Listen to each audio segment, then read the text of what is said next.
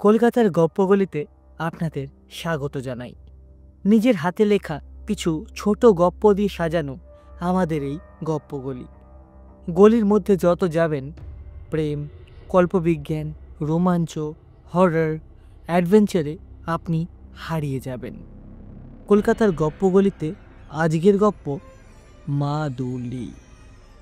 গপ্পের লেখক সাধু বাবা ও গণার চরিত্রে রণজয়, চন্দ্রবিন্দু চক্রবর্তীর চরিত্রে সায়ন এবং সূত্রধর রাহুল। শুরু হচ্ছে মা দুলি।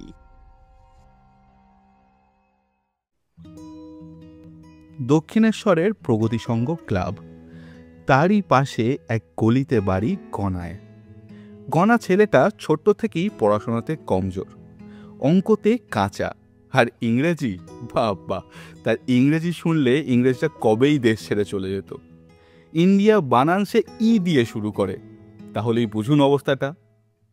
ওই দেখো, অশোক ডাক্তারের চেম্বারের দিক দিয়ে গনা আসছে। আরে এই দিকেই তো আসছে। প্রগতি সংঘ ক্লাবের কাছে এসে একটু দাঁড়ালো। পরনে ছিটকাপড়ের প্যান্ট আর ওপরে একটা সুতির শার্ট, কাঁধে পিঠ ব্যাগ, চোখগুলো আলুর মতো বড় বড়। গনাকে পাড়ার চন্দ্রবিন্দু চক্রবর্তী জিজ্ঞেস করলো, আরে গনা যে আজ জীবন বিজ্ঞান পরীক্ষার খাতা বেরিয়েছে শুনলাম, তা কত পেলে বাপ? গনা বলল, ওই তো 5 পেয়েছি, অতটা ভালো হয় নাই। অতটা ভালো? জীবন বিজ্ঞানে মোটে 5? বাড়ি গিয়ে দেখ তোর বাপ তোর জীবনটা রাখে কিনা। আমি কি করব চন্দ্রবিন্দু কাকু? আমার কি করা উচিত হইব? তোর তোর দ্বারা কিছু, বাড়ি যা বাড়ি যা। আর শোন, বাবাকে বলিস রোজ সকালে টিকটিকি ভাজা খাওয়াতে, তাতে যদি নাম্বারটা একটু বাড়ে আর কি। গনা মন মরা হয়ে এগিয়ে গেল বাড়ির দিকে। সবাই যেন তাকে নিয়ে কেমন মজা ওড়ায়। দুপুরে স্বাভাবিক সে বাড়িতে অনেক মার খেল। গনা মনের দুঃখে বিকেলে পাটবাড়ির ঘাটে গিয়ে বসে রইল। বাবা আঙুলগুলোর গাঁটে এমন মারল স্কেল দিয়ে যে কালশিটে পড়ে গেছে। ইস, এইভাবে কেউ মারে? গনার মনটা ভালো লাগে না। সে গঙ্গার দিকে চেয়ে থাকে। গঙ্গার ওপারটা উত্তরপাড়া। টাকা থাকলে একবার সে লঞ্চে করে ওপারে গিয়ে দোলতলা ঘাটের ঘটি গরম খেতে যেতে তার খুব ইচ্ছে ছিল। কিন্তু কি আর করা যাবে, পকেটে মাত্র 5টি টাকা আছে। কাল ওই দিয়েই স্কুলের মাসের মাইনে দিতে হবে, যে নইলে মাস্টারমশাই খুব ঠ্যাঙাবেন। গনা পাটবাড়ির ঘাট থেকে হেঁটে হেঁটে হসপিটালের মোড়ের দিকে আসছে। এমন সময় দেখল ভস্য মাখা এক সাধু বসে, হাতে তার কমণ্ডলু, গায়ে জামা নেই, নিচে এক কমলা নোংরা ধুতি, মাথায় রক্ত তিলক কাটা। গনা তাকে দেখে প্রণাম জানালো। সাধু বলল, বম্বল, তুই কার ছেলে? গনা বলল, আমি গনা, ভালো নাম গণপতি গাঙ্গুলি। সাধু বলল, তোর বড়ই শঙ্কর দেখতে পাচ্ছি, কি সমস্যা তোর আমাকে বল তো। সমস্যা সেরম মানে, আমি পড়াশোনায় খুব খারাপ, নাম্বার একদম পাইনে, পড়তে বসলেও পড়াতে মন বসেনে যে। চিন্তা নেই, আমি তোকে একটা জাদু মন্ত্র মাদুলি দিচ্ছি।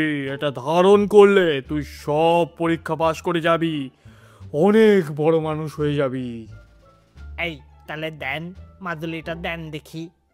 হ্যাঁ দেবো, তবে দক্ষিণা লাগবে। বিনে পয়সায় কি আর জাদু মাদুলি পাওয়া যায় রে? কিন্তু আমার কাছে তো অত টাকা নাই, আমি দক্ষিণা কেমনে দিমু? কত টাকা আছে তোর কাছে? 3 টাকা হবে না? সে হবে, আমার কাছে 5 টাকা আছে তো। 5 টাকা দেব না 3 টাকা দেব? 3 টাকা তো মাদুলির দাম, 2 টাকা তো আমার দক্ষিণা লাগবে না, তাই তুই 5ই দে। গনাকে 5 টাকার বিনিময়ে সাধু মাদুলিটা দিল আর বলল, মাদুলির নিয়ম আছে কিন্তু, এটা কাল সকালে স্নান করে ধারণ করবি, তারপর রোজ সকালে 6টা থেকে 10টা আর 5টা থেকে রাত 11টা 10 ঘন্টা রোজ পড়াশোনা করবি। যতই মন ব্যাকুল হোক, সংযম রাখতে হবে কিন্তু গনা, তাহলে তোর নাম্বার ভালো আসবে। আর মাথায় থাকে যেন মাদুলি কিন্তু খোলা যাবে না। গনা প্রণাম জানিয়ে মাদুলি নিয়ে হাসি মুখে বিদায় নিল, কাউকে কিচ্ছুটি না বলে। সকালে মাদুলি পড়ল পরের দিন স্নান সেরে। 5 টাকা হারিয়ে গেছে বলার জন্য বাড়িতে মার খেয়েছে, তবে তাতে তার দুঃখ নেই। মাদুলি এসে গেছে, এবার তো ভাগ্য বদলাবেই। এরপর সে তার নিয়ম মতো 10 ঘন্টা করে পড়াশোনা শুরু করলো। ইউনিট টেস্ট থেকে শুরু করে হাফ ইয়ারলি, অ্যানুয়ালি সবে নাম্বার বাড়তে লাগলো। কেউ জানে না যে সবই গনার মাদুলিয়ের কামাল। রোজ 10 ঘন্টা পড়ে গনা, কোনো ব্যতিক্রম কিন্তু সে হতে দেয়নি। আজ 10 বছর কেটে গেছে।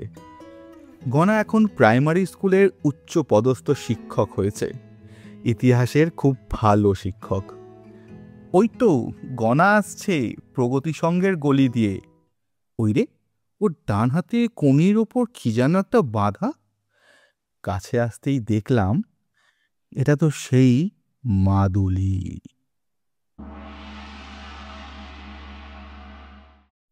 এতক্ষণ আপনারা শুনলেন মাদুলি।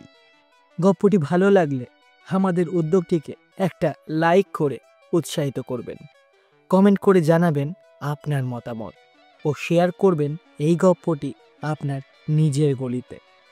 গল্পগুলির অ্যাড্রেস দেওয়া নিষিদ্ধ, তবে সাবস্ক্রাইব করে গলির ঠিকানা নিজের বুকে রেখে দেওয়ার অনুরোধটুকু রইল।